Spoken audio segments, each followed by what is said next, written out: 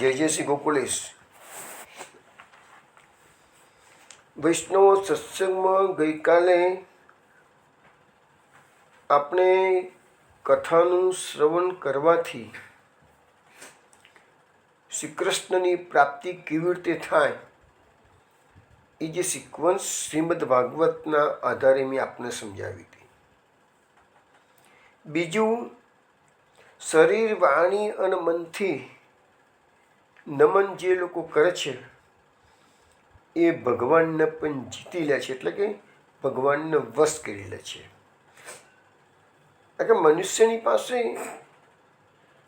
પ્રભુને નમસ્કાર કરવા સિવાય બીજું છે પણ શું આપી શકાય એવું.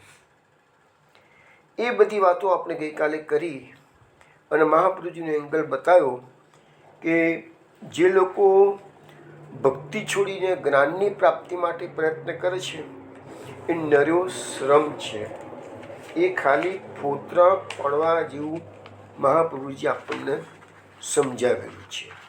એટલે આ કળિયુગમાં ભક્તિ જ સર્વશ્રેષ્ઠ છે. ત્યાર પછી આપણે સમજવાનો પ્રયત્ન કર્યો કે જે લોકો પોતાના કર્મો ભગવાનના ચરણોમાં અર્પણ કરી દે છે અને પછી ભગવાનની કથાનું શ્રવણ કરીને એનાથી જે ભક્તિ પ્રાપ્ત કરે છે તો એ સહેલાથી પ્રભુની પ્રાપ્તિ કરી શકે છે. એટલે એ શ્લોકની અંદર આપણે શ્રવણનું મહત્ત્વ તો આપણે દરેક શ્લોકમાં, પહેલા શ્લોકમાં પણ આવ્યું, આ શ્લોકમાં પણ આવ્યું, પરંતુ અર્પણનું મહત્ત્વ, અને એ અર્પણનું મહત્ત્વ શ્રીમદ ભાગવતમાં, ગીતાજીમાં ઘણી જગ્યાએ અર્પણનું મહત્ત્વ સમજાવ્યું છે. એ બધા શ્લોકો ગઈકાલે સમજાવ્યા હતા. એના આધારે થોડીક વાતો આપણે કરેલી હતી. હજુ પણ આપણે થોડીક અર્પણ બાબતમાં વાત કરવી છે જ. તો પુષ્ટિ માર્ગની અંદર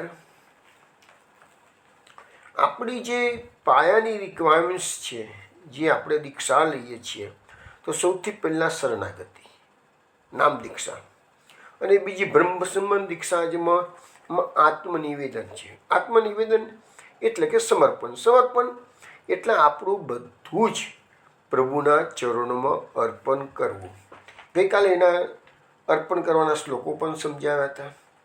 એવું પણ એક બીજું કહેવાય છે કે ત્વદીય વસ્તુ ગોવિંદ તુભ્યમેવમ સમર્પિત. કોઈ પણ સત્કાર્ય થતું હોય ત્યારે આપણે જે કાયન વાંચ્યાવાળો શ્લોક બોલીએ છીએ તો ઘણી વખત સંતો આ પણ બોલે છે કે હે ગોવિંદ, આ તારી આપેલી વસ્તુ અમે તારા ચરણોમાં અર્પણ કરીએ છીએ.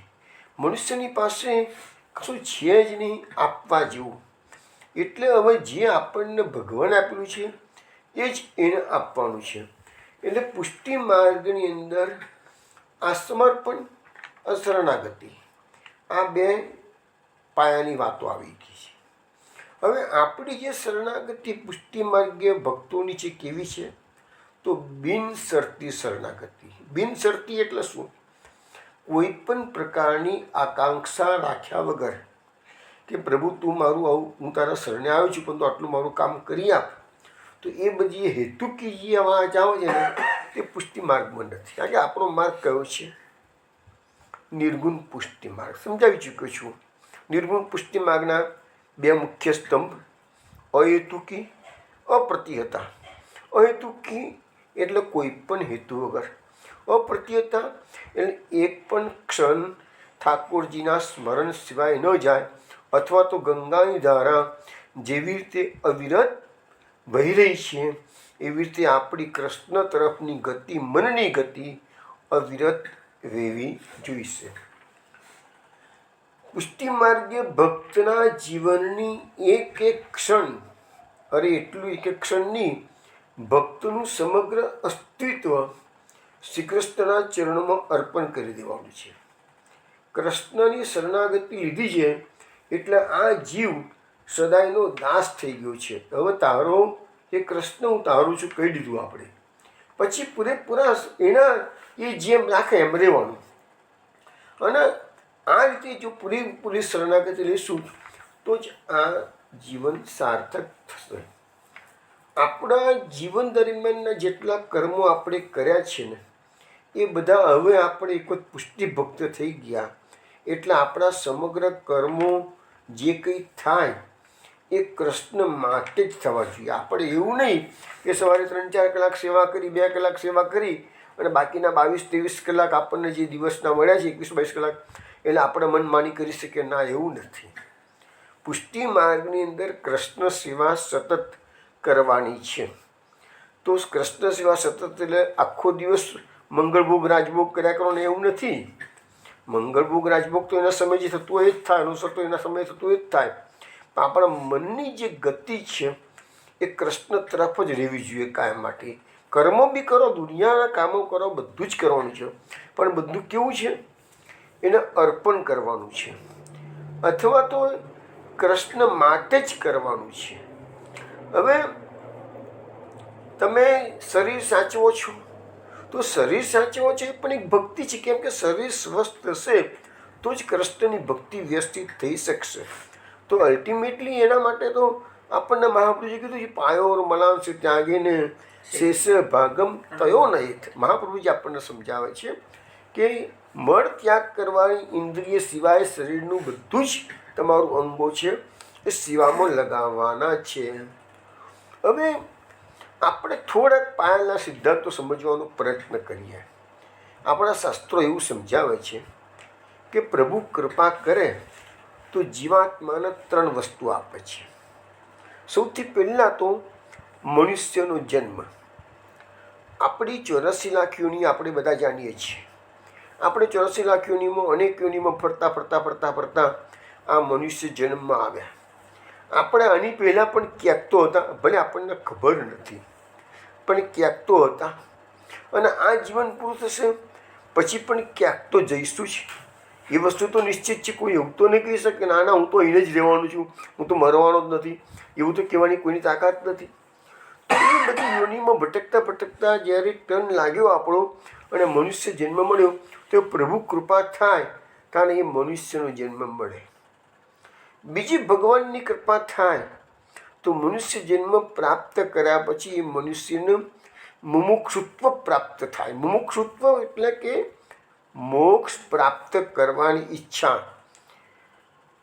આ જન્મ મરણના જંજાળમાંથી મુક્ત થવાની ઈચ્છા, એનું નામ મુમુક્ષુત્વ.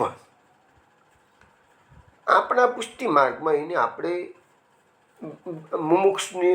મોક્ષની ઈચ્છા આપણે નથી કરતા, આપણે ભક્તિ પ્રાપ્ત કરવાની ઈચ્છા કરીએ છીએ. અને ત્રીજી વસ્તુ પ્રભુ કૃપા કરે તો આપે છે સદગુરુની પ્રાપ્તિ. હવે જીવાત્માના આ 3 વસ્તુ મળે તો ભગવાનની પૂર્ણ કૃપા થાય. અને ભગવાનની પૂર્ણ કૃપા થાય, 3 વસ્તુ મળે તો ચોક્કસ એનો ઉદ્ધાર થઈ જાય. આ 3માંથી એક પણ વસ્તુ ના હોય તો ઉદ્ધાર ના થાય. હવે આપણે એક એક વસ્તુ પર થોડુંક વિચાર કરીએ છીએ કે મનુષ્ય જન્મ. આ મનુષ્ય જન્મની દુર્લભતા માટે શ્રીમદ ભાગવતમાં અનેક શ્લોકો લખેલા છે, અનેક વખત ચર્ચા પણ થઈ ચૂકી છે. પણ એક જ વસ્તુ તમને કહું છું, કોઈ આપણને સમજાવવામાં આવી છે કે દુર્લભો માનુષો દેહો. તો આ મનુષ્યનો દેહ ઘણો દુર્લભ છે. હવે હું તમને આ મનુષ્ય દેહ દુર્લભ છે એ સમજાવવા માટે એક લૌકિક એક્ઝામ્પલ પણ સત્ય ઘટનાનું છે માટે તમને આપું છું. થોડા વખત પહેલાં મારા ઘરે અમદાવાદથી એક જ્યોતિબેન છે, એમના મિસ્ટર અને મારા એક મિત્રની સાથે બધા મારા ઘરે આવ્યા હતા કોઈક કામ માટે. બધી વાતો નીકળી તો બી જ્યોતિબેને કીધું કે અમે તો જય ગોપાલ સંપ્રદાયમાં છીએ. આ જય ગોપાલ સંપ્રદાય બહુ જાણીતો નથી, પરંતુ જય ગોપાલ એ પુષ્ટિ સંપ્રદાય જ છે. પરંતુ જે પંચમ પીઠમાં રઘુનાથજી થઈ ગયા, પંચમ કુમાર, એ રઘુનાથજીના દ્વિતીય લાલજી નામ હતું ગોપાલલાલજી. એ ગોપાલલાલજીના જેટલા સેવકો થયા તો એ બધો આ જય ગોપાલ સંપ્રદાય થઈ ગયો. એમાં પુષ્ટિ માર્ગ જ છે, પણ પંચમ પીઠમાંથી થોડો છૂટો પડી ગયો છે. જેવી રીતે પુષ્ટિ આપણા ચોથા ઘરની અંદરથી ભરૂચી જુદા પડી ગયા, સુજાતિ સમાજ રમણપંથીઓ જુદા પડી ગયા, એવી ત્યાં જય ગોપાલ સંપ્રદાય છૂટો પડી ગયો. એ જ્યોતિબેને કીધું કે અમે જય ગોપાલવાળા છીએ કે છે. એ જય ગોપાલમાં મેં તમને કહું ને એ પ્રમાણે એ લોકોનું ત્યાં જે દ્વિતીય લાલજી પંચમ કુમારના હતા રઘુનાથજીના, એ ગોપાલ લાલજીના પણ દીકરાનું નામ હતું, લાલજીનું નામ હતું ગોપેન્દ્રજી. અને ગોપેન્દ્રજીના નામ હતું, દીકરી નામ હતું જમનેશ બેટીજી. એ બધા એમ કહેવાય છે એમના સંપ્રદાયના પુસ્તકોમાં કે ગોપેન્દ્રજી અને જમનેશ બેટીજી બધા સદેહે ભગવત ધામમાં ગયેલા. હવે એને એમના સંપ્રદાયની થોડીક વાતો અમારે નીકળી ગયા કે મારી પાસે માહિતી ખાસ હતી નહીં જય ગોપાલની, એટલે મેં થોડા પ્રશ્નો પૂછ્યા અને એમને કીધું અમારા કીર્તનો પણ બહુ જુદા આવે છે. એ બધી વસ્તુઓ એ બેને મને સમજાવી. હવે મૂળ વાત એવી છે, મારે જે લૌકિક એક્ઝામ્પલ આપું છું આ મનુષ્ય દેહની અગત્યતા સમજાવવા માટે, તો એ બેને એમ કીધું કે મારો ભાઈ છે ને એન્ટિક પીસનો ધંધો કરે છે કે છે. તો એક વખત કંઈક મારા ભાઈની દુકાન પર કે છે એક શ્રી કૃષ્ણની મૂર્તિ વેચાવા માટે આવી હતી કે છે. મૂર્તિ દેખાતી હતી પિત્તળની. પેલા ભાઈને કહું કે ભાઈ આની કિલો જેટલું વજન હતું મૂર્તિનું, અને એને પૈસાની પેલા ભાઈને જરૂરત ઊભી થઈ હતી. એટલે સામાન્ય રીતે કોઈ શ્રી કૃષ્ણની મૂર્તિ વેચવા ના નીકળે, પણ ખબર નહીં એ ભાઈને આર્થિક તકલીફ ઊભી થઈ હશે તો શ્રી કૃષ્ણની મૂર્તિ વેચવા ભાઈ ગયા અને પિત્તળનો જે ભાવ ચાલતો હતો એ પ્રમાણે એને 200 રૂપિયા ગણીને પેલા ભાઈએ આપી દીધા. પેલા ભાઈ 200 રૂપિયા લઈને જતા રહ્યા. આ ભાઈ પાસે તો બધી એવી ઘણી વસ્તુ પ્રાચીન પડેલી હતી, એન્ટિક પીસનો ધંધો કરતો હતો, પડેલી હતી. બસ થોડા વખત પછી પેલા ભાઈએ થયું આ મૂર્તિ આટલી સરસ મારે છે તો લાવતાને જરા ધોઈને ચકચકાટ નાખી. જૂની પડી હતી, પેલા ભાઈ લઈ આવેલા, ચકચકાટ કરી નાખી મૂર્તિ એને ધોઈ કરીને સાફ કરીને. પછી એને થયું કે આનું આ પિત્તળ નથી લાગતું, આ તો સોનું લાગે છે કે છે. એટલે એને ચેકઅપ કરાવ્યું તો એને ખબર પડી કે ખરેખર 1 કિલો સોનાની મૂર્તિ હતી. આ સત્ય ઘટના છે, આ કોઈ કપોળકલ્પિત વાતો નથી. હવે પેલા ભાઈ જે માણસ નીડી હતો અને શ્રી કૃષ્ણની મૂર્તિ વેચી ગયો, એને તો 200 રૂપિયા જ મળ્યા. 1 કિલો સોનાના 200 રૂપિયા એ ભાઈ લઈને ગયા. તો આ વસ્તુ આપણને બતાવે છે કે મનુષ્ય જન્મ આપણો સોના જેવો છે, પણ આપણે તાંબાના પિત્તળના ભાવે એને વેચી કાઢીએ છીએ. અને આ બધી રિયાલિટી આપણને મૃત્યુ પછી સમજાશે. એ ભાઈ તો પેલા ભાઈ તો જેમના જ્યોતિબેનના ભાઈને તો ઘણો મોટો ફાયદો થઈ ગયો, ઘણો મોટો નફો થઈ ગયો. કારણ કે એને તો હવે એને તો શું છે, એને કિંમત કરી શક્યા છે. એને સોનાની વસ્તુ, એ તાંબાની વસ્તુને એના સોનાના પૈસા મળ્યા, અને પેલા ભાઈને સોનાની વસ્તુના તાંબાના પૈસા, પિત્તળના પૈસા મળ્યા. તો કહેવાનો મતલબ મારો શું છે કે આપણે પણ આ મનુષ્ય જન્મ મળ્યો છે, આપણને ખબર નથી કે આ મનુષ્ય જન્મ સોના જેવો છે, અને આપણે એને પિત્તળના ભાવે વેચી કાઢીએ છીએ. એને ખબર તો પડશે, આપણને પણ ખબર પડશે, પણ ક્યારે ખબર પડશે? મૃત્યુ પછી. પછી કઈ અર્થ નથી રહેતો. પછી તમે જે 80-90 વર્ષ સુધીમાં જે કર્મો કર્યા છે એ પ્રકારે ગતિ થવાની, ગતિ થયા પછી પાછા ફરતા લાખો કરોડો વર્ષો થશે, નીકળશે, તાના પાછું મનુષ્ય જન્મ મળશે. ફીર વહી રફતાર, પાછી એ જ પ્રમાણે ચાલશે બધું, પાછું ફીરતી મૃત્યુ આવવાનું. તો આ આપણી જે જન્મ મરણની પ્રક્રિયા છે ને એ અટકતી નથી. તો એ મનુષ્યત્વ આપણને પ્રાપ્ત થયેલું છે, તો એમાં આપણને મોટો ફાયદો ક્યાં છે કે આપણને આ પર્ટિક્યુલરલી આ ભારતભૂમિમાં આપણે જન્મ લીધો છે, તો અહીંયા તો તમને અનેક પ્રકારના શાસ્ત્રો, અનેક પ્રકારના મહાપુરુષો થઈ ગયા જે તમને ધૂંધોળવા આવ્યા, જાગૃત કરવા આવ્યા. સત્સંગ નિત્ય નિયમિત તમને મળતો રહે, જે તમને અવેરનેસ તમારી આવતી રહે એમની. તો એ બધા ફાયદા છે મનુષ્ય જન્મના. એ સિવાયની દેવીઓની કહો કે પશુ પક્ષીઓની કહો, એ બધી ભોગયોની. સ્વર્ગના દેવો ભક્તિ કરી શકતા નથી, એટલે તો સ્વર્ગના દેવો કહે છે કે પ્રભુ અમારો પુણ્યકાળ પૂરો થાય સ્વર્ગનો, પછી અમને ભૂતળ પર જન્મ આપો તો ભારતભૂમિમાં આપજે, જેથી અમનું મકરના માઘનું સ્નાન હમણાં જ ગયું, કુંભનું સ્નાન ગયું. તે વખતે મેં મેસેજ પત્રાવલી ગ્રુપમાં મૂક્યો તો જ કે સ્વર્ગના દેવો પણ નારદ પુરાણમાં લખેલું છે કે સ્વર્ગના દેવો પણ કહે છે કે અમે ભારતભૂમિમાં જઈએ તો અમને મકરના માઘનું સ્નાન કરવા મળે. એ બધું મેં સમજાવેલું છે પત્રાવલીમાં કે મકર માઘ કોને કહેવાય. કુંભ 12 વર્ષે આવે છે, મકર માઘ તો દર વર્ષે આવે છે, અને દર વર્ષે તગાડી લાખો લોકો સ્નાન કરવા માટે જાય છે. કરોડો લોકો નથી આવતા, દર વર્ષે લાખો આવે છે, અને કુંભમાં કરોડો લોકો સ્નાન કરી જાય. પહેલી વે પણ એ બધી વસ્તુની કિંમત ભારતમાં આજે પણ સંતો મહાત્માઓને છે ને, એના કારણે એમના અનુયાયીઓ પણ આ લાભ લેતા હોય છે. તો આ મનુષ્યત્વની વાત થઈ. હવે આપણે બીજો પ્રશ્ન, બીજી વસ્તુ આવી, ભગવાનની કૃપા હોય તો મુમુક્ષુત્વ પ્રાપ્ત થાય. હવે જેટલા લોકો મનુષ્ય જન્મ લઈને આવ્યા છે એ બધાને કે મોક્ષની ઈચ્છા થતી નથી, કે ભક્તિ પ્રાપ્ત કરવાની ઈચ્છા થતી નથી. તો કોણ ઈચ્છા થાય છે આવી? જેના પર ભગવાનની કૃપા થાય એના પર.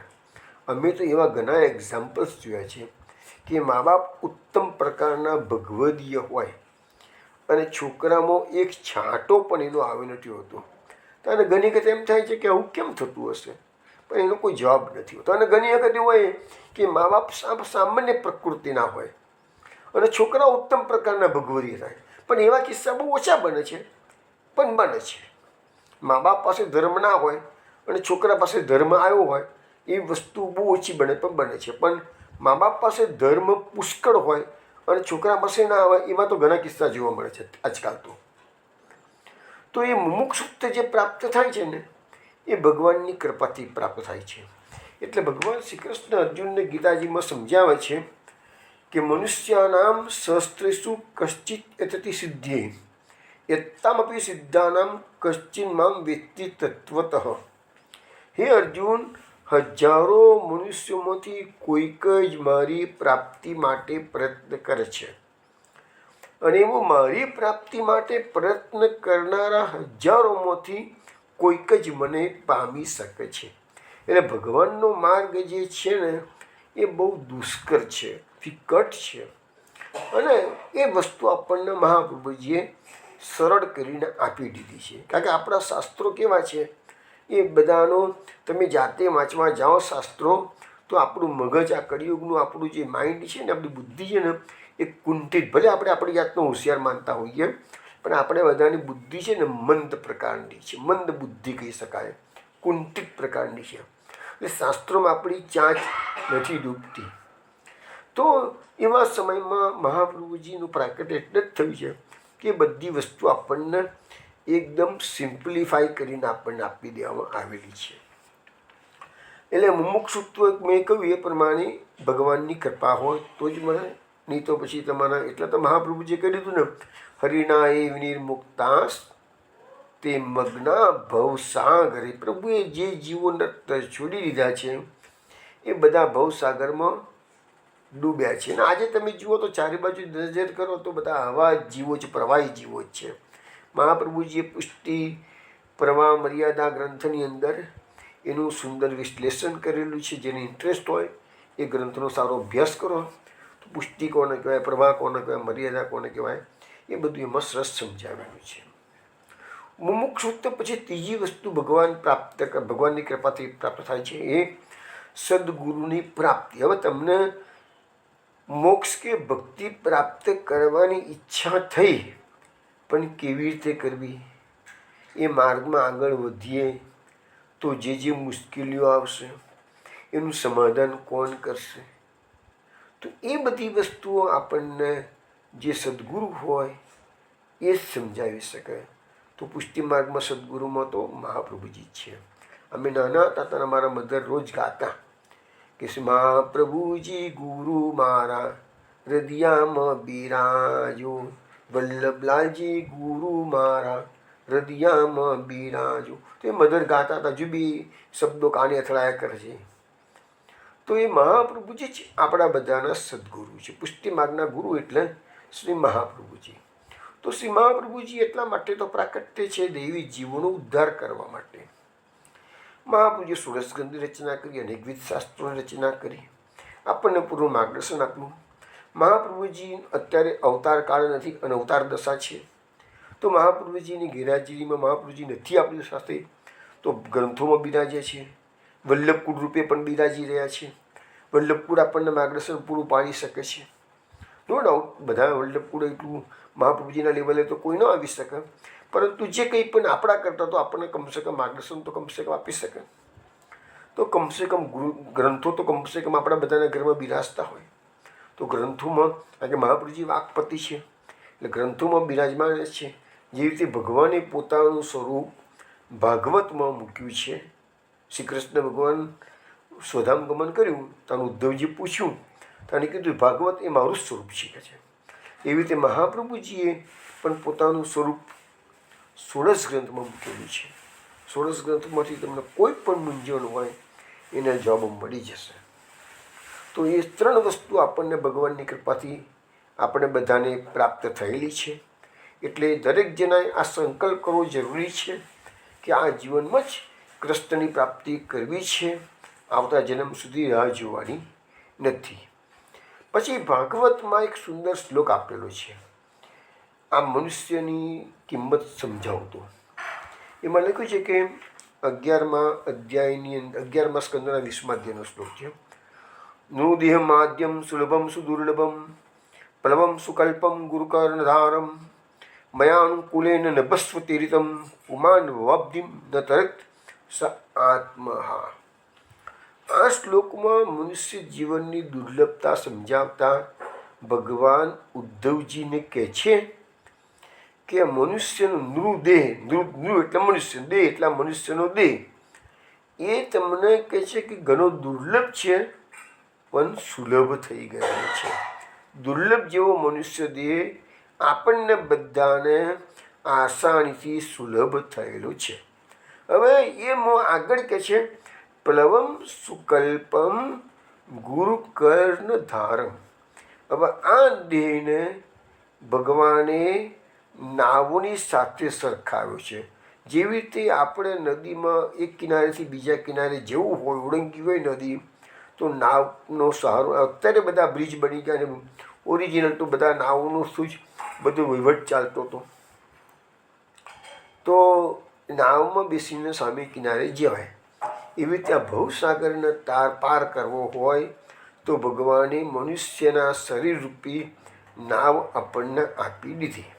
પરંતુ નાવ એક કિનારેથી બીજા કિનારે લઈ જવા માટે નાવિક જોઈએ. તો આપણને આ શ્લોકમાં સમજાવવામાં આવે છે કે એ જે મનુષ્યના દેહરૂપી નાવ છે એને ચલાવવા માટે આપણને ગુરુ મોકલી આપ્યા છે. ગુરુ એટલે આપણા મહાપ્રભુજી. કર્ણધારમ એટલે કે ગુરુ કર્ણધારમ. નાવિકનું કામ યાત્રીને એક કિનારેથી બીજા કિનારે લઈ જવાનું છે, એક છેડેથી બીજે. એવી રીતે સંસાર સાગરમાં તરવાનું કામ, આપણને લઈ જવાનું કામ આપણા ગુરુદેવ કરે છે. પછી હવે એ નાવ એક કિનારેથી બીજી કિનારે જશે નાવ, તો કેવી રીતે જઈ શકશે? તો ફટાફટ એને જો પવનની દિશા અનુકૂળ આવી ગઈ તો નાવ ફટાફટ ચાલશે. અને જો અવરોધ આવ્યા તો એ નાવને પહોંચશે તો ખરી, પણ અવરોધોને પાર કરતાં કરતાં નાખી દેવા. જેવા કે વાવાઝોડું આવ્યું, દરિયામાં તોફાન આવ્યું, પછી વિરુદ્ધ પવન ફૂંકાયો, આ બધી અનુકૂળ પ્રતિકૂળતાઓ કહેવાય. અને જો સીધો પવન આગળ નીકળી ગયો, સીધો પવન આવી ગયો તો એને અનુકૂળ પવન કહેવાય. તો ભગવાન ઉદ્ધવજીને કહે છે કે મયાનુકૂલેન નભસ્વ તીરિતમ, એટલે હું એવા જીવાત્માઓને કૃપા કરીને અનુકૂળતાઓ પ્રાપ્ત કરી આપું છું. તો આટલું 3 વસ્તુ આપું. નાવ આપું, કર્ણધાર એટલે ગુરુ આપું, અને અનુકૂળ પવન એને આપી દઉં એટલે બધી અનુકૂળતા આપું. આર્થિક સ્થિતિ, શારીરિક સ્થિતિ, સામાજિક સ્થિતિ, કૌટુંબિક સ્થિતિ, આપણને બધી રીતે. એ બધી સ્થિતિ કરતાં મોટી અનુકૂળતા કઈ? તો આપણને આ બધામાં સત્સંગમાં રસ છે. એ મોટાભાગના લોકોને તો સત્સંગમાં રસ જ નથી હોતો. આ વાતો સાંભળવાની ગમતી જ નથી હોતી. તો એ પ્રતિકૂળ પવનની વચ્ચે એ લોકો પસાર થઈ રહ્યા છે એવું આપણે માની લેવું પડે. નાવ તો એ જે લોકોનો સત્સંગ ગમતો નથી કે ધાર્મિક વાતો ગમતી નથી, એ લોકો માટે તો કહેવાય ભાઈ નાવ એમને મળી ગઈ છે, પણ એમને ગુરુ કર્ણધાર નથી મળ્યા અને પ્રતિકૂળ પવન એ લોકોને સવતાઈ રહ્યો છે. એટલે એ લોકોને નાવ હલેસા વગર નીકળી ગઈ છે, પડી રહી છે. નાવ એકની એક જગ્યાએ પડી રહી છે. ગમે ત્યારે મોટું તોફાન આવશે તો ડૂબી જશે સમુદ્રમાં. પણ જો આપણી પાસે અનુકૂળ પવન હોય અને ગુરુ કર્ણધાર હોય તો આપણે પ્રતિકૂળ પવનની અંદર હોય તો ગુરુ આપણને સચવી લે છે. તો એ પુમાન ભવાબ્ધિ ન તરે, એવા વ્યક્તિઓ જો આ સંસાર સાગરના તરે નહીં તો સ આત્મહા, એ બધા આત્મઘાતી છે એવું આપણને આ આ ભાગવતના શ્લોકમાં જણાવવામાં આવેલું છે. હવે આપણે એક વસ્તુ તમને વિચાર કરીએ કે ભાઈ જે લોકોએ વિદેશમાં સેટ થયેલા છે, હવે એ ભોગ ભૂમિ, આપણી ભારતની ભૂમિ શું છે? એ કર્મભૂમિ છે. વિદેશની ભૂમિ છે ભોગ ભૂમિ છે. પણ એનો અર્થ એવો ના કરવાનો કે વિદેશમાં કોઈ ભક્તિ ના કરી શકે, કે વિદેશની અંદર એ લોકોને પ્રભુની પ્રાપ્તિ ના થાય, એવું નથી. પરંતુ ત્યાં છે ને એ અહીંયા આપણા જે અનુકૂળ પવન છે ઇન્ડિયાની અંદર, ત્યાં બધો પ્રતિકૂળ પવન છે. કારણ કે ત્યાં આગળ એમને જે વાતાવરણ ઇન્ડિયામાં તમને મળી રહે, આજે માનો કે અહીંયા આપણે અમદાવાદ, વડોદરા, મુંબઈમાં રહીએ છીએ, અને જે લોકો વ્રજવાસ આ બધું છોડી, ઘરબાર છોડીને વ્રજવાસ કરવા ગયા છે, તો કેમ વ્રજવાસ કરવા ગયા છે? તો વ્રજની ભૂમિ અને આપણી અહીંની ભૂમિ એમાં પણ તફાવત છે. શું તફાવત છે? તો સમજાવું તમને. હું 2 વર્ષ પહેલાં કેનેડા ગયો હતો, દીકરી ત્યાં છે. હું મોર્નિંગ વોકમાં જઉં સવારે કલાક, રોજ જે મારી હેબિટ પ્રમાણે ડેઈલી સવારે અર્લી મોર્નિંગ વહેલું ઉઠી જવાનું, તો બી 1 કલાક મોર્નિંગ વોકમાં જઉં.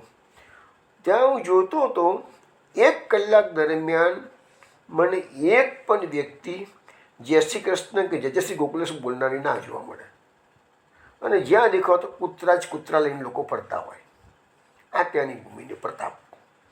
બરોડાની અંદર હું ચાલવા નીકળું છું સવારે, તો કમસે કમ અડધો કલાકમાં મને 10 જણ જય શ્રી ગોકુલેશ કે જય શ્રી કૃષ્ણ કહેનારા નીકળે. અમારા અહીંયા મદ્રાસની અંદર અમારા એક મિત્ર રજની પાઠક, આમ તો શંકરપંથી જે બ્રાહ્મણ છે, પણ અમે સાથે કૈલાસ મહોત્સવ યાત્રા કરી હતી ને, ત્યારથી એ ભાઈને એવો ચસ્કો લાગી ગયો છે કે ફોન આવે એટલે મને જય શ્રી ગોકુલેશ કહીને એ નમઃ શિવાય બોલતા બંધ થઈ ગયા હવે. અને મને કાયમ માટે નારાયણભાઈ જય શ્રી ગોકુલેશ સ્ટાર્ટિંગ જ આ રીતે હોય.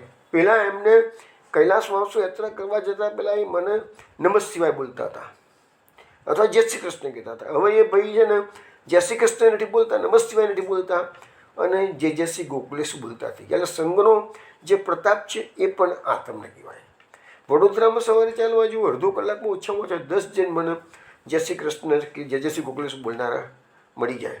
અને વ્રજની ભૂમિમાં તમે જાઓ તો તમારે કોઈને કહેવાની જરૂર ના પડે, તમારા કારણે અનાયાસે પણ સતત ભગવાન નામ જ ગુંજ્યા કરતો. કોઈને કોઈ બોલતું જ હોય ભગવાન નામ.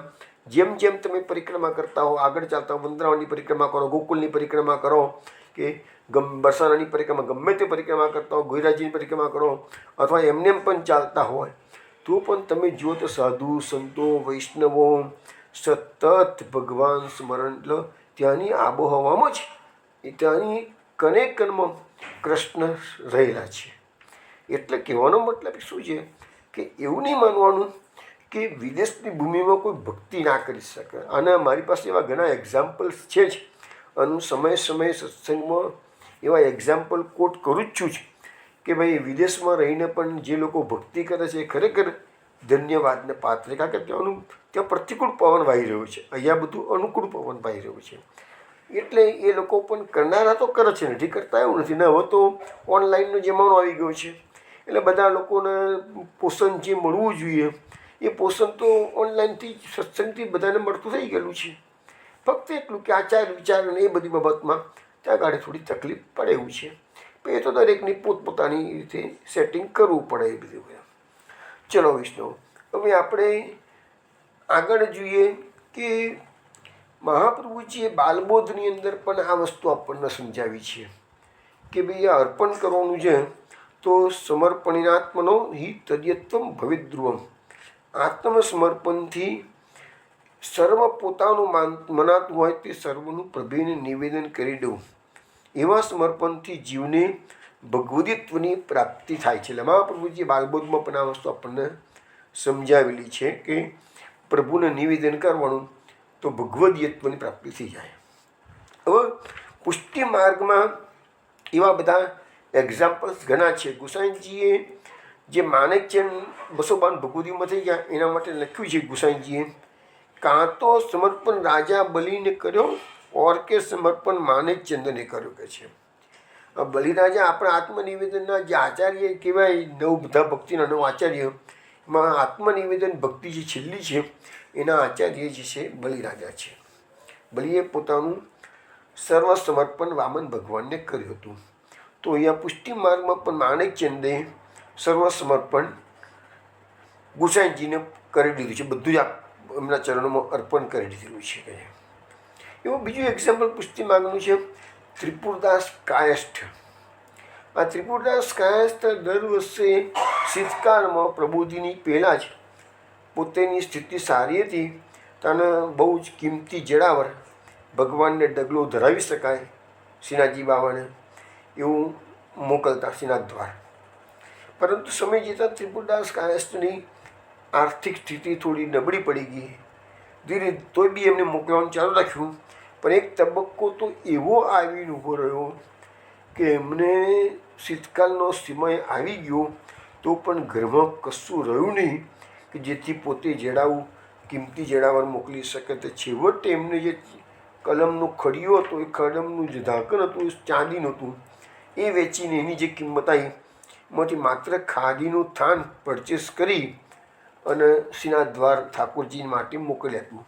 કૃષ્ણ ભંડારમાં આ ખાદીનું થાન આવ્યું, એક બાજુ સાઈડમાં પડી રહ્યું, કારણ કે બધા અનેક શિક્ષાઓની અનેક કિંમતી વસ્ત્રો ડગલાઓ બધા આવેલા હતા. પ્રબોધિનીના દાડે ગુસાઈજી ઠાકોરજીને જ્યારે ડગલો ધરાવે છે તો ઠાકોરજીને શીતકાળની અસર થાય છે, ઠાકોરજીનું સ્વયં ધ્રુજી રહ્યું છે. તો ગુસાઈજી વિચાર કરે છે આજે આટલા ડગલા કિંમતી બધા આવ્યા છે, ધરાવું છું તો ઠાકોરજીનું સ્વિંગ આટલું ધ્રુજારી કેમ મારી રહ્યું છે? પ્રભુ શું પ્રોબ્લેમ છે તમારો? કે ઠંડી લાગે છે. પછી તપાસ કરાવી કૃષ્ણ ભંડારમાં, તો પછી ખ્યાલ આવ્યો કે ભાઈ બધા પડ્યા તો છે ડગલા બદલ્યા, પણ ઠાકોરજીની ઠંડી દૂર થતી નથી. પછી ભૂષણજીને યાદ આ ત્રિપુરદાસ કાયસ્થની કિંમતી વસ્તુ આવે છે જડાવર, તો એવું આવ્યું છે કે કેમ? તને કીધું ના, આ વખતે એમને નથી કહે એક ખાદીનું થાન જ આવ્યું છે, એ સાઈડમાં મૂકી રાખેલું છે. તો પહેલાં તાત્કાલિક એ ખાદીના થાનમાંથી ડગલો તૈયાર કરાયો અને ઠાકોરજીને અંગીકાર કરાયો, અને ઠાકોરજીનું જે ઠંડી હતી એ દૂર થઈ ગઈ. એટલે કહેવાનો મતલબ શું છે કે ત્રિપુરદાસ કાયસ્થની આર્થિક સ્થિતિ નબળી પડી ગઈ તો કશું હતું નહીં, તો છેવટે પેલું ચાંદીની વસ્તુ એકલી જ રહી હતી, એ વેચીને સર્વસમર્પણ જ કહી શકાય.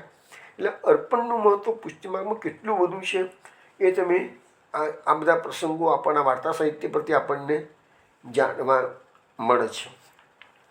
બીજું વૈષ્ણવ ખાસ કહેવાનું કે આપણે 84 વૈષ્ણવની વાર્તા 252 ભગવદીની વાર્તાઓ વાંચીએ છીએ, પરંતુ આજના સંદર્ભમાં પણ તમને કહીએ ને તેવા ઉત્તમ ભગવદીઓ આજે પણ બુદ્ધ પડશે. એવું નથી કે એ વખતે જતા અત્યારે નથી, હા ઓછા થઈ ગયા એટલું ચોક્કસ. એ વખતે 84 વૈષ્ણવ ઉત્તમ પ્રકારના ભગવદીઓ હતા, તો આજે પણ એવા ક્યાંક બધા કિસ્સા સારા નથી આવતા, પણ ક્યાંક ઉત્તમ વસ્તુઓ ઉત્તમ ભગવદીના દર્શન આજે પણ થાય.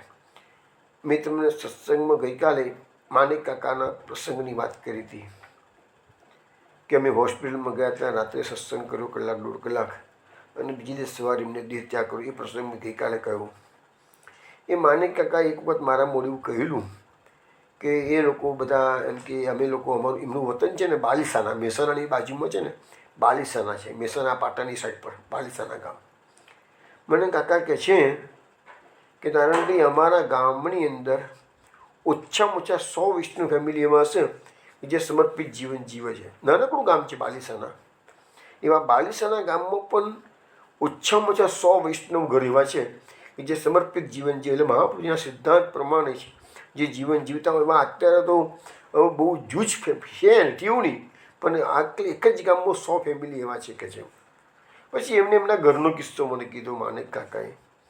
મને કહે છે કે મારા પિતાશ્રી સેવામાં એટલા ઓતપ્રોત હતા કે અમે ભાઈઓ 2 કે 3 ભાઈ હતા, કાકાને મને યાદ નથી ત્યારે કેટલા કીધેલા, પણ અમે ભાઈઓથી મારા ફાધર જુદા રહ્યા. મારા મધર કાકા કહે છે મારી જોડે રહેતા હતા, અમારી સાથે ભાઈઓ સાથે રહે, અને મારા ફાધર એકલા રહે. આખો દિવસ મારા ફાધર સેવામય જીવન જીવે. પૈસા ટકે તો આ બહુ સમૃદ્ધ ફેમિલી હતું, એટલે પૈસાની કોઈ તકલીફ હતી નહીં, તો પણ એમના પિતાશ્રીના સેવામાં એટલો ઇન્ટરેસ્ટ કે જાતે જ રસોઈ સામગ્રી સિદ્ધ કરે, માતાની પણ હેલ્પ, મીન્સ કે પોતાની વાઈફની પણ હેલ્પ ના લે, જાતે જ પાત્રો ધોવાના, કપડાં ધોવાના, ઠાકોરજીની એક એક સેવા, કે ઘરનું નાનું મોટું કોઈ કામ હોય, કોઈ દીકરાની પણ હેલ્પ ના લે. અને કે મારી એ કાકા કહે છે કે મારી મધરને પણ સેવામાં ના જવા દે. પપ્પા મારા એકલા જ રહેતા હતા, એકાંતમાં સેવામય જીવન જીવા ઉત્તમ પ્રકારનું મારા ફાધર કે જીવન જીવીને ગયા કે છે. તો મેં કીધું અંતિમ સમય સુધી એમનો સેવાનો નિર્વાહ ચાલ્યો ખરો? મેં કીધું કારણ કે હવે તે એકલા સેવા કરતા હોય તો શરીર કેટલું બધો શ્રમ પડે શરીરને.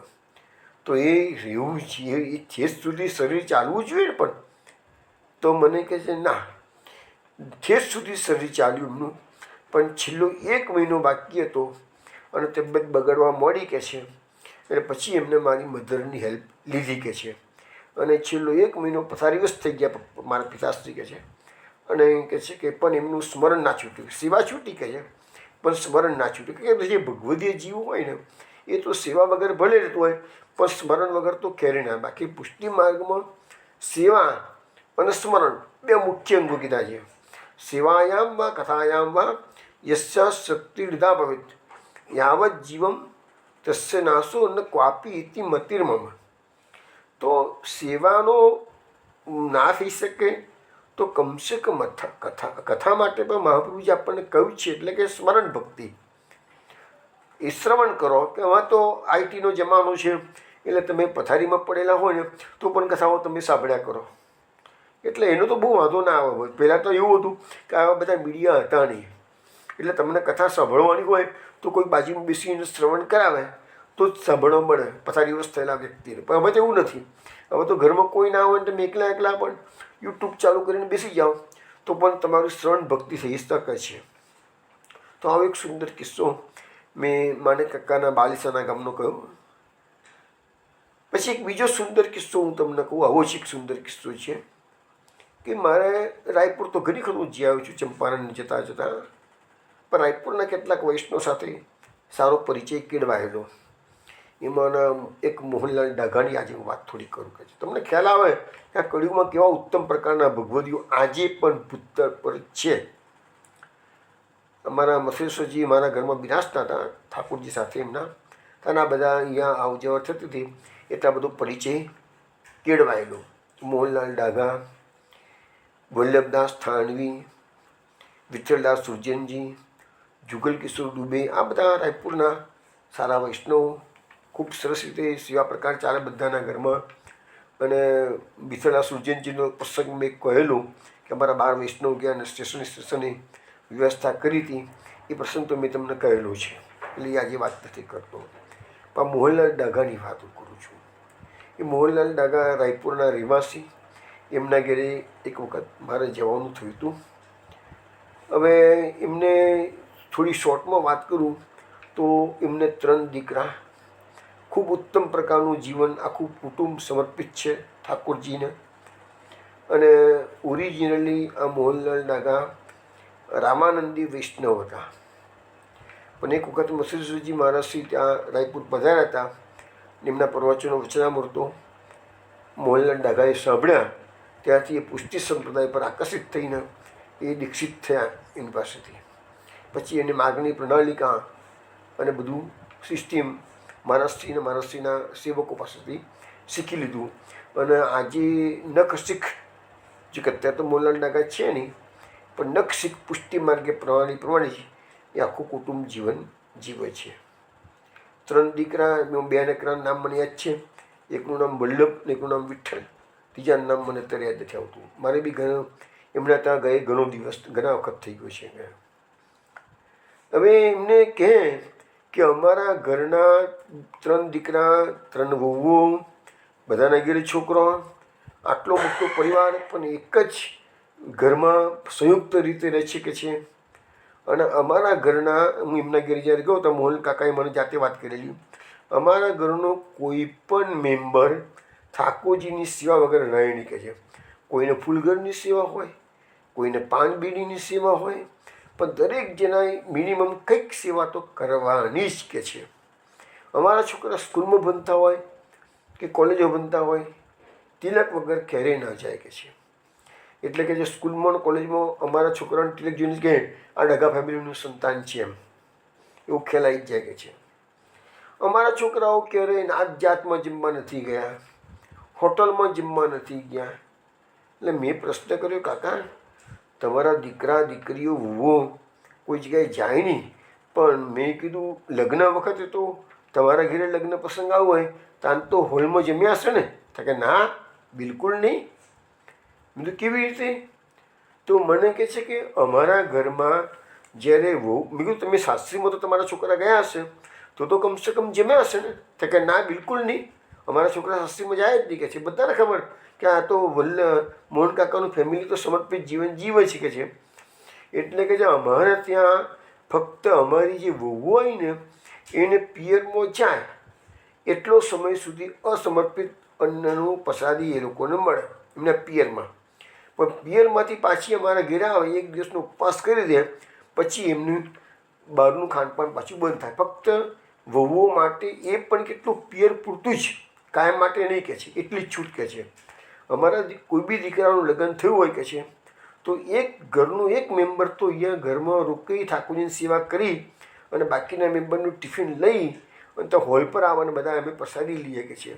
પણ અમે બધું કેટરિંગનું, અમારા ઘરનું લગ્ન હતું ને તો પણ અમે કેટરિંગનું ખાધું નથી કે છે કોઈ દિવસ.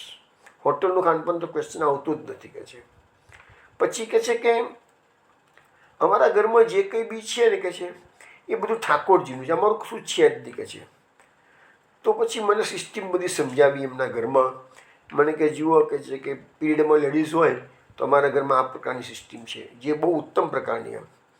પછી મને કહે છે કે જો આ લેટ્રિન છે, એ લેટ્રિનમાંથી બહાર આવ્યા પછી અમારે વોશ બેસિન પર હાથ ધોવા જાય તો આખી દુનિયા સાબુથી હાથ ધોવે છે.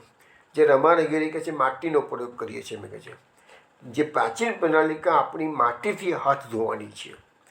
તો એ કાકા રાયપુર જેવા સિટીમાં પણ એમના ઘરમાં લેટ્રિન જઈને વોશ બેસિનની બાજુમાં જ માટીનું પેલું મૂકેલું હોય પાત્ર, એમાંથી માટી લઈને ધોવા. તો કીધું કાકા આ તમે માટીથી હાથ ધુઓ તો તમારું ગટર ચોકઅપ થઈ જાય ને, થોડા વખતમાં તો તમારે સાફ સફાઈ ન હોતો. કે ના, અમારે તો એવી સિસ્ટમ કરી છે કે જેમ કે આ વોશ બેસિન એ એમને છે ને 3 મજલી મકાન હતું અને ઉપલા મજલી આ બધું હતું.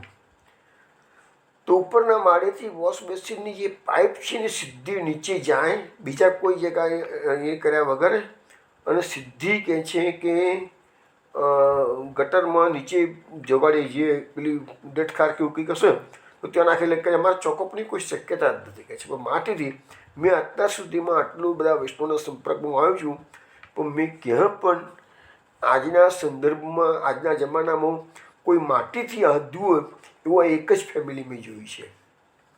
પછી જે સ્નાન કરવાનો બાથરૂમ છે એમાં પણ એ પ્રકારની સગવડ છે કે એમસીવાળી સ્ત્રી હોય કે લેડીઝ હોય તો એને ત્યાં ગાડી અડકવાનું નહીં ને એની આખી વ્યવસ્થા જુદી. પણ કાકા પાસે જોયું કે આ બધી પ્લાનિંગ બહુ બેસ્ટ પ્લાનિંગ હતું કાકાની પાસે. એમના ફેમિલીમાં મેં જોયું, બહુ પ્રભાવિત થઈ ગયો. પછી મને કહે છે કે મારો સૌથી એક દીકરો છે, બધાની સેવા વેચાઈ ગયેલી કે છે. એટલે જે દીકરાને સવારે સેવા કરવાની છે એ વહેલો 4 વાગે તો ઉઠી જ જાય કે છે. ઉઠી જાય અને એમના ગુરુદેવ મથુરેશ્વરજી મહારાજ છે. એટલે એક રૂમમાં મથુરેશ્વરજી મહારાજજીની છબી ચિત્રજી મૂકેલું છે. એની બાજુમાં ચાવી, જે સેવાનો રૂમ છે ને એની તાળું મારવાનું અને એની ચાવી મથુરેશ્વરજી મહારાજજીના પાસે રહે એવો ભાવ રાખી અને ગુરુદેવની જોડે ચાવીનું લટકાવેલી છે. એટલે ત્યાંથી પછી કે છે રોજ સવાર ઉઠી અપરસ કરી ગુરુદેવની આજ્ઞા માગવાની અને આજ્ઞા માગીને ચાવી લેવાની ગુરુદેવ પાસેથી અને ઠાકોરજીનો રૂમ ખોલવાનો કે છે. જો ભાવના કેટલી ઉત્તમ છે! આ કળિયુગની વાત કરું છું, અત્યારની વાત કરું છું. આવા જીવો છે કે છે. પછી મેં પ્રશ્ન કર્યો કે તમે એમ કહો છો કે મારા ઘરમાં જે કંઈ બી છે એ બધું ઠાકોરજીનું છે. મેં કીધું તમે બપોરે ઠાકોરજીને અનુસર કરી દીધા અને બહારગામથી એવા કોઈ વૈષ્ણવ આવી ગયા છે કે ભાઈ એમને જમાડવા પડશે, બહારગામથી આવે છે, સવારે આવવાની જગ્યાએ ટ્રેન લેટ પડી હોય, બપોર પછી આવી ગયા હોય અથવા ઓચિંતા આવી ગયા હોય. તમે તો બધું સવારનો ક્રમ પતી ગયેલો છે, તો તમે એ વૈષ્ણવને કેવી રીતે જમાડો? તમારે ઘેર તો બધું ઠાકોરજીનું છે કે છે. તો મેં પ્રશ્ન કર્યો તો મને જવાબ આપ્યો એમણે કે અમારા ત્યાંથી ગમે તે એક મેમ્બર મહેમાનને જમાડવા માટે ફરીથી અપરસ કરશે, સામગ્રી સિદ્ધ કરશે અને ફરતી તો ઠાકોરજીને જે ગાળાય નહીં કે છે એ તમે મહારાષ્ટ્રી પાસેથી આજ્ઞા લઈ અને ભાગવતજીને ભોગ ધરાવી. ભાગવત એ શ્રી કૃષ્ણનું એક સ્વરૂપ જ છે કે છે. તો ભાગવતજીને ભોગ ધરાવી અને એ પ્રસાદ પછી અમે વૈષ્ણવને કે અમારા મહેમાનને લેવડાવીએ. પણ મારા ઘરે કોઈ પણ વ્યક્તિને ઠાકોરજીને ધરાયા વિનાનું અન્ન ક્યારે બી મળી શકે નહીં કે છે. તો આવી રીતે તો પછી મને કે ચૈત્રવદી 11 ચંપારણજીએ બાજુમાં જ મહાપ્રભુજીની બેઠક મીન્સ કે ચંપારણ છે. તો અમે કે દર ચંપારણના 11 ચૈત્રવદી 11 અમે બધા ચંપારણ જઈએ કે છે.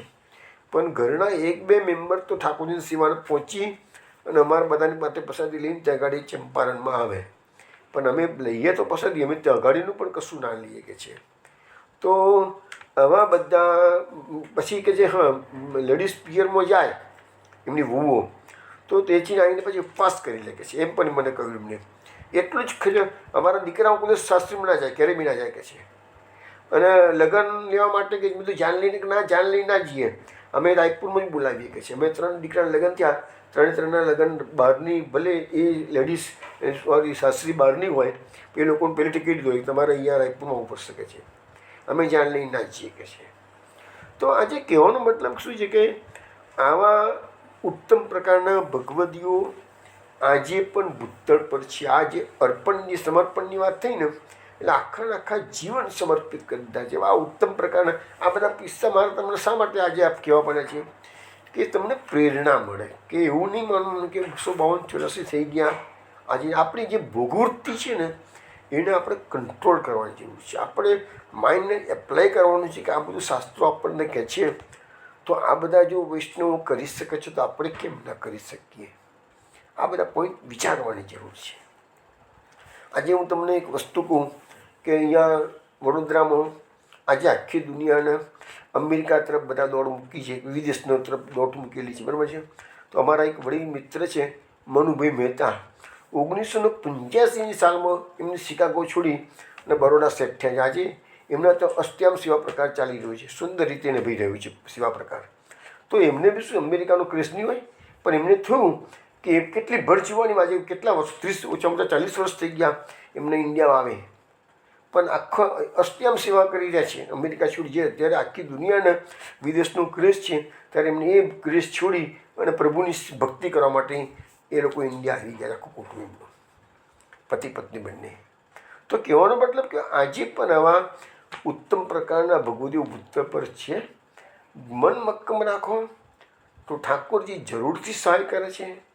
તમને અનુકૂળતા બીજી રીતે ન થતી હોય, શારીરિક, આર્થિક, માનસિક, કૌટુંબિક, પ્રભુ ચોક્કસ સહાય કરશે, બધાને મદદ કરે છે પ્રભુ.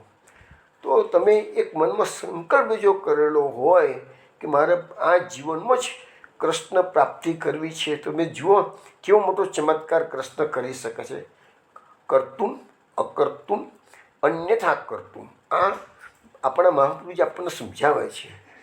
પ્રભુ સર્વ સમર્થ હોય તતો નિશ્ચિંતતામ વ્રજેત.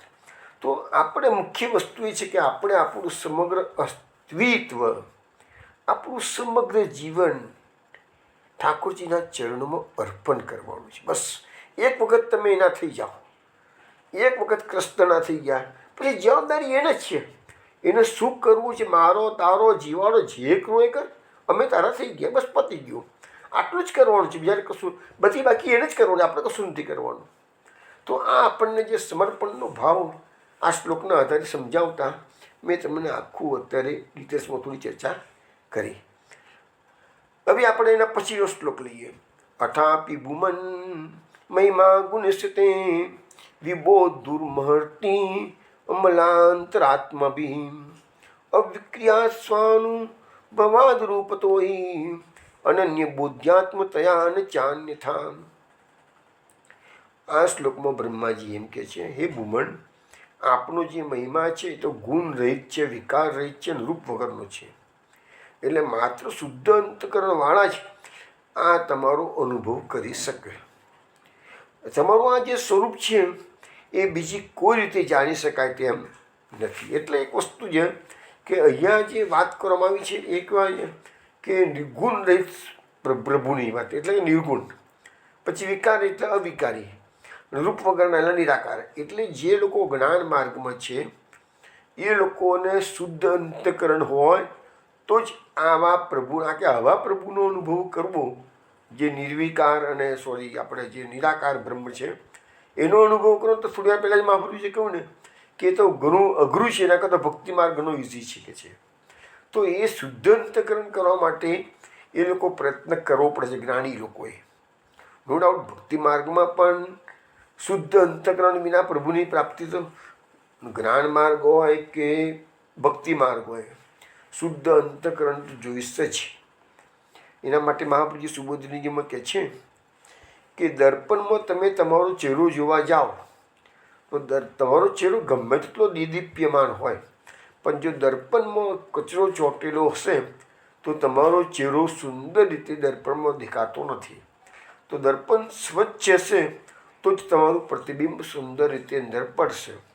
એવી રીતે આપણું અંતકરણ સ્વચ્છ હશે તો જ પ્રભુના દર્શન અંતકરણમાં આપણે કરી શકીશું. પણ અંતકરણમાં ગંદકી હશે તો પ્રભુ આપણને અંતકરણમાં દર્શન આપશે નહીં. તો આ શ્લોકનો અર્થ આટલો થાય છે. પછીનો શ્લોક કહે છે કે ગુણાત્મનસ્તેપી ગુણાન વિમાતુમ હિતાવતરણીયસ્યમ કૈસરેસ્યમ કાળેનૈર્વા વિમિતા સુકલ્પે ભૂ પાંચમખી મેકાદિભાસ. એનો અર્થ એવો થાય છે કે ઘણા ડાયા પુરુષો ઘણો સમય લગાડીને પૃથ્વીના રજકણો, આકાશના હિમકણો અને ક્ષેત્રાદિના કિરણોના પરમાણુ ગણી શકે, તે પણ જગતના હિત માટે અવતાર ધારણ કરનાર આપના સગુણ રૂપના ગુણોની ગણના કરવા સમર્થ નથી તો બીજા શું ગણી શકે. એટલે કહેવાનો મતલબ એવો થઈ જાય છે કે કોઈ શક્તિશાળી માણસ હોય અને એનામાં શક્તિ હોય અને પૃથ્વીના ધૂળકણો જે રચકણો છે એ કદાચ ગણાય તાકાત તો એ ગણી શકે છે કે છે. આકાશમાંથી જે હિમવર્ષા થાય ને હિમકણો છે, વરસાદની ધારા થાય છે, તો એ ટીપા જે પડ્યા છે કદાચ ગણી શકે કોઈ કે છે. આકાશમાં જે તારાઓ છે એની કદાચ ગણતરી કોઈ કરી પણ શકે કે છે. પણ આપણા જે અવતાર ધારણ તમે કરો જગતના કલ્યાણ માટે, તો આપણા ગુણોની ગણના કરવા તો એ જે લોકો રચકણો ગણી શકે છે એ પણ ભગવાન તમારા ગુણોની ગણના કરી શકતા નથી. તો પછી જે લોકો રચકણોની ગણના કરે, ભગવાનના ગુણોની ગણના ના કરી શકે, તો બીજા સામાન્ય લોકો તો ભગવાનના ગુણોની ગણના કઈ રીતે કરી શકે છે. એટલે કહેવાનો મતલબ એવો છે કે ભગવદ્ ગુણાનુવાદનો કોઈ પાર નથી. આપણે રસકાંતજીનું એક પદ જોયું હતું અને એમાં પણ આપણને કહ્યું હતું ને કે સહજ તે ભોરહી ભોર તે સાજહી શેષ સદાનિત નામ જપાવે. શેષનાગ સદાકાળ ભગવાનના નામોનો જપ કર્યા કરે છે, સવારથી સાંજ સુધી અને સાંજથી પાછા સવાર સુધી. તો પણ એ શેષનાગ કે વેદો એનો પાર પામી શકતા નથી. એવા ભગવાનના ગુણો છે. આપણા ત્યાં ભાગવતના 10મ સ્કંદમાં 64મો અધ્યાય લગભગ આવો નૃગરાજાનું આખ્યાન આવશે. એમાં નૃગરાજા ભગવાન શ્રી કૃષ્ણને એમ કહે છે, આવત્ય સિક્તા ભૂમિર આવત્યો દિપિતારકા આવત્યો વર્ષ ધારાશ્ચ તાવતી હૃદદમ સ્મગા. એટલે એમ કહેવાય છે કે જેટલા પૃથ્વીના રચકણો છે, જેટલા આકાશમાં તારા છે, જેટલી વર્ષાની ધારાઓ બિંદુઓ છે, એના કરતાં પણ વધારે ગાયોનું દાન મેં કરેલું છે. જો નૃગ રાજાની ગાયોની ગણતરી કેવી કરી છે વિચાર કરો. અને ભાઈ પૃથ્વીના રચકણો કોઈ ગણી શકવાનું છે? ના ગણી શકે. તો કહે છે એવી રીતે એ નૃગ રાજાએ ગાયોનું જે દાન કર્યું છે એ આનાથી પણ વિશેષ છે. આ જેટલી વસ્તુ કહેવામાં આવી છે, આકાશમાં તારા, વર્ષાની ધારાઓ અને પૃથ્વીના રચકનો, તો એવા જે નૃગ રાજા છે, આટલું મોટું ગાયોનું દાન કરનારા, એને પણ છેવટે કાચિંડાનો અવતાર લેવો પડ્યો. અને એ પણ કેવો?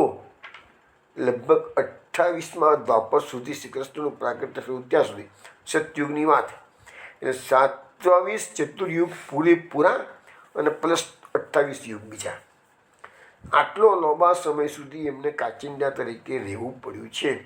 તો એક નાનકડી ભૂલ, અજાણતામાં થયેલી ભૂલ, જાણી જોઈને નથી કરી, એનો દંડ આવો ભોગવવો પડ્યો છે.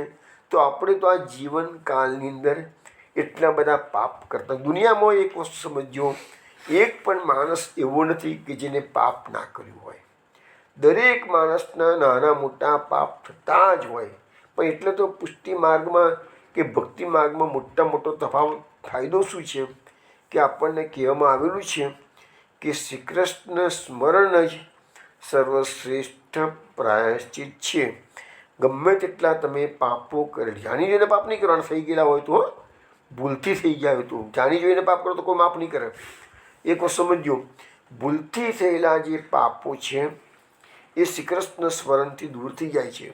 પણ શ્રી કૃષ્ણ સ્મરણથી પાપ દૂર થવાના છે, માટે આપણે પાપ કર્યા જ કરીએ, પાપ કર્યા જ કરીએ. પછી શ્રી કૃષ્ણમાં બોલી જઈશું, પાછા પાપ કરવાના, શ્રી કૃષ્ણમાં બોલી જઈશું તો ભગવાન ત્યારે મારા બેટો પેદો પડી ગયો છે, ખોટો મારા નામને વગોવો છે, એમ જ ભગવાન આપણને કહે.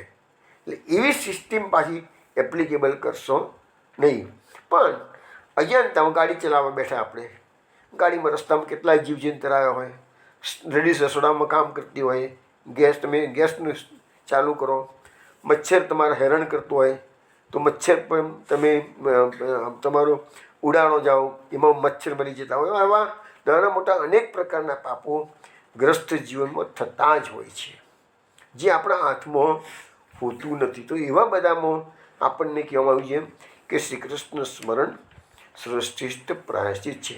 તો એ નૃગ રાજાની એક નાનકડી ગલતી એને આટલો મોટો દંડ મળ્યો છે. તો આપણે પણ સમજવાની જરૂર છે આમાંથી કે આ ભક્તિ માર્ગ સર્વશ્રેષ્ઠ છે.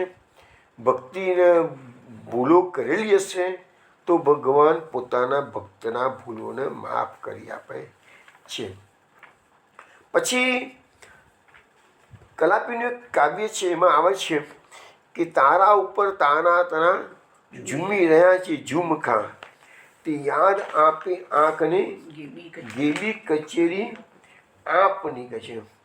તો એટલા માટે કહેવાય છે કે એટલા બધા તારા ઉપર દેખાય છે તો કહે છે કે આપણને ભગવાનની કચેરી યાદ થઈ જાય કે ભગવાનની જે કચેરી લઈને બેઠા હશે તો આ સૃષ્ટિ ભગવાને કેટલી બધી મોટી બનાવેલી છે. આટલી મોટી સૃષ્ટિનું સંચાલન એ કૃષ્ણ કરી રહ્યા છે. તો દરેકે દરેક દેવો ભગવાનથી ગભરાઈને કામ કરે છે. તો કૃષ્ણનું સામર્થ્ય કેટલું બધું છે. એ જે કૃષ્ણ આટલા સામર્થ્યવાન છે, એ જ કૃષ્ણ આજે ભગવાન મહાપૂજ્યની કૃપાથી આપણા બધા વૈષ્ણવના ઘેર ઘેર રમતા થઈ ગયા છે. પછી બીજો એક સુંદર શ્લોક મહાભારતમાં આવે છે, ભગવાનના ગુણાનુવાદ માટેનો છે કે અસિતગીરી સમમ સ્યાત કજ્જલમ સિંધુ પાત્રે સુરતરુવર શાખા લેખની પત્ર મૂળવી લિખિત ગૃહ્ત્વા શારદા સર્વકાલમ તદપિ જો ગુણાનામ ઈષ્ટ પારમ ન યાતિ કે છે. એટલે કે છે કે આ દરિયાના જેવું કે જે ખડીયો, દરિયાનો ખડીયો બનાવેલો હોય અને એમાં કે છે કે કોઈ ગિરી પર્વતનું કાજલ બનાવી દીધું હોય, દરિયાનો ખડીયો એટલું પાણી લીધું હોય દરિયાનું, અને એનો ખડિયામાં એટલું પર્વતના જેટલું કાજલ લીધેલું હોય. પછી કે છે કે સુરતોવર શાખા એટલે કે કલ્પવૃક્ષની કલમની દાઢીની કલમ, ડાળખીની કલમ બનાવેલી હોય અને ધરતીનો કાગળ બનાવેલો હોય.